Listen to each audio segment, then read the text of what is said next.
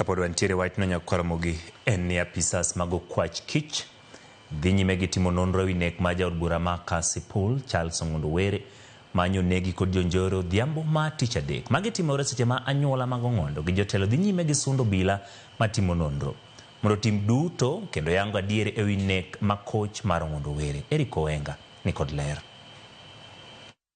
Apisas mag okwach kich nochopo kae mar manyo neno malong'o kendo yango kaka ne jonjore ochopo kanyo kendo timo tim makoch no.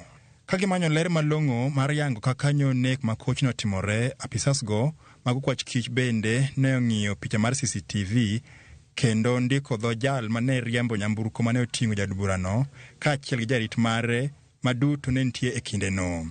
Jonjore mane oting'ore apiko ne owuok ng'wech tok timo monj no. E seche mane obila dhi nyime gi timo nonro margi ewi nek makoch mar jaod burano, e pare ma Karen ne welo donjo mar chung' kod anyuola mare kendo chenro mamoko mag keto ikruok ne dhi nyime e pare ka. E tielo mokwongo anyuola mare ne obedo kod kwayo. As a family, we are saddened by the demise of Dad. Honorable Charles Were was a man of the people. Everyone loved him.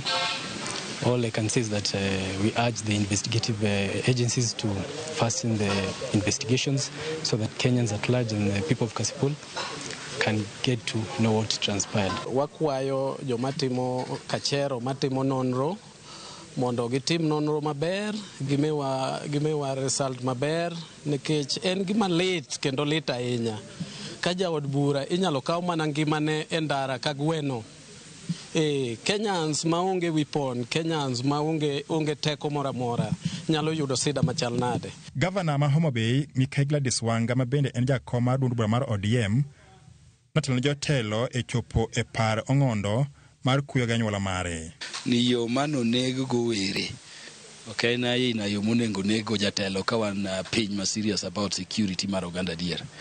The roundabout madhi city mochari sa achiel gi nus kacha traffic joma dhi Kibira, joma dhi Lang'ata, joma dhi Kilimani, joma chiedho gi tiegi ng'eny, geche ng'eny.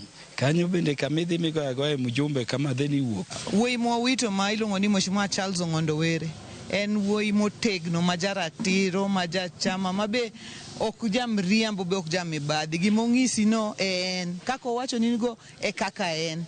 An kaka Gladys Wanga Governor ma Homa Bay awito siepna, awito jakora, awito jambakana, awito ng'ama wariego siasa.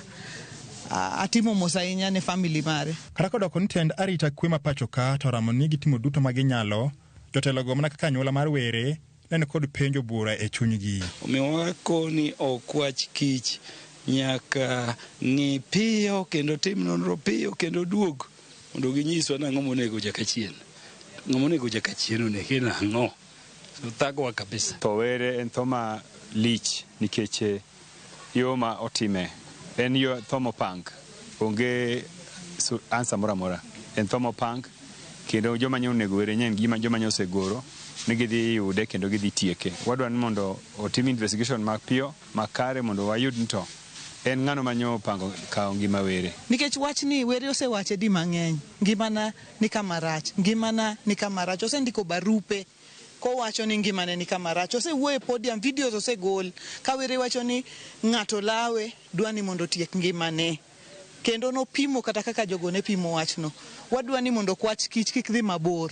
Ging'eyo kendo nikech osetimo ripode gi mang'eny gikel ng'ama onego Were mondo wane ni justice. Investigations are in top gear. We believe that the Inspector General of Police and particularly the Directorate of Criminal Investigations are doing very well to establish the killers and the motive, and I believe that soon the DCI will give a public update. Jotelo ma oyier biro dhi nyime gi rado e pare mar loso chenro motelo ne ik mare e kach ng'ur ma Kasipul. Anyuola, wede, osiepe kaachiel kod jotelo mag migosi Charles Were Ong'ondo bro bedo kadhi nyime gi bete tent manito koka ka giloso chenro mar ik mare e kinde mabiro. Eric Owenga, Ramogi TV, Karen, Nairobi.